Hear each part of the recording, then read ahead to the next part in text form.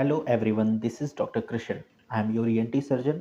सो आज हम बात करेंगे, एक बहुत कॉमन टॉपिक है hearing aid, role of hearing in older age. तो बेसिकली ये बात करेंगे हम ओल्डर एज में हियरिंग एड क्यों जल रही है और हियरिंग लॉस होता है तो उसके क्या कंसिक्वेंसेस होते हैं और हियरिंग एड अगर हम नहीं यूज़ करेंगे तो उसके क्या कंसिक्वेंसेस है। काफ़ी मरीज़ हमारे पास पेशेंट्स आते हैं जो बोलते हैं कि सर मैं हियरिंग एड नहीं लगाना चाहता। तो सबसे पहले मैं बताऊँगा, उम्र के साथ जब हियरिंग सुनना कम हो जाता है तो इससे काफ़ी इमोशनल लॉस होता है और इमोशनल लॉस और साइकोलॉजिकल लॉस और आपकी जो डिमेंशिया वगैरह होती है इसकी भी चांसेस बढ़ जाती है अगर आप कोई इसका हियरिंग एड ना लगाएं। That's why hearing aid is called the gateway to the outside world, क्योंकि हम इसी से कम्युनिकेट कर पाते हैं।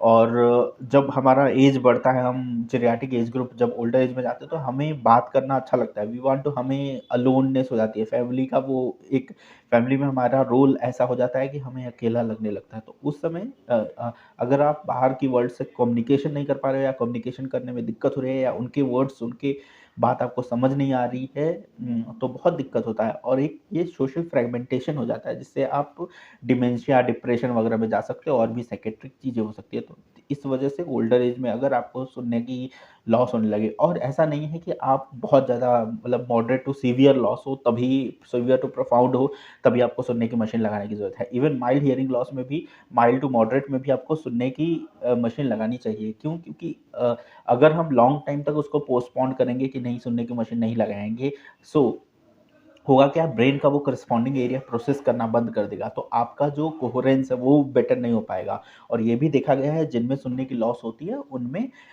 डिमेंशिया जैसी बीमारियाँ और ज़्यादा ही होती हैं। और दूसरी चीज़ कि अब सुनने की जब हियरिंग एड आप लेते हो तो कोशिश करें कि डिजिटल ही लें। टेक्नोलॉजी जो एडवांस्ड होती है उनके रिज़ल्ट भी अच्छी आती है। आपको सुनने की, जैसे कि चश्मा लगाने के बाद तुरंत क्लियर दिखने लगता है अगर आपको दिखने की दिक्कत है, डिमिनिशन ऑफ विज़न है। लेकिन हियरिंग एड में आपको एडाप्टेशन में टाइम लगेगा। होता क्या है, जब हम नया-नया हियरिंग एड लगाते हैं तो उतना बेनिफिट नहीं मिलता। तो कुछ लोग फ्रस्ट्रेट होके, इरिटेट होके बंद कर देते हैं लगाने के बाद 3-4 दिन बाद। आप उसको प्रॉपर टाइम दें, 1 मंथ का टाइम दें। हमारे कानों को, ब्रेन को अडैप्ट होने में टाइम लगेगा। शुरू में आपको बैकग्राउंड नॉइज़ेज़ बहुत ज़्यादा सुनाई देंगी। बाद में विद टाइम हमारी कान और हमारा ब्रेन अडैप्ट हो जाता है। हम बैकग्राउंड नॉइज़ेज़ को इग्नोर करके जो हमें सुनना है वही सुनेंगे। सो ये चीज़ है। और होता क्या है, सुनने की मशीन जो है काफ़ी महँगी आती हैं।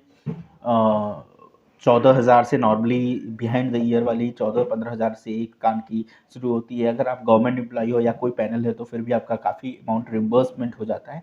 बट अगर मैं एक सलाह देना चाहता हूँ कि अगर आप सुनने की मशीन ले रहे हैं, काफ़ी कॉस्टली है, तो कोशिश करें कि आपके साथ के लोग, जो आपके साथ कोवर्कर्स थे जो अब रिटायर हो गए हैं, या आपके साथ के लोग जो ओल्डर एज है, उनके साथ आप ईएनटी वालों के पास जाइए, उनसे हियरिंग टेस्ट कराइए। अगर सबको, काफ़ी लोगों को हियरिंग एड एडवाइस किया गया है तो आप एक साथ जाओ हियरिंग एड सेंटर्स पे और वहाँ से लो।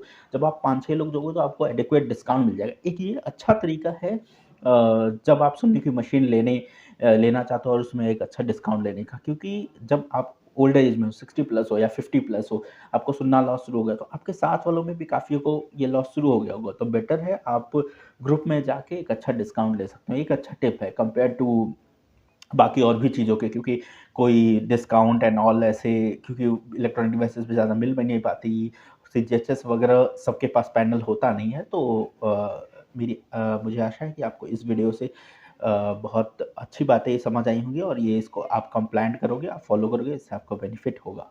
धन्यवाद। Stay tuned for more such videos. We will be coming with more topics related to the ENT aspects in the older people. We'll come with a full series. For any ear, nose, throat complaint, you can always visit me in my OPDs in South Delhi and Central Delhi. And for any teleconsultancy, also you can consult me through various apps. Details are in the description section of video. Thank you.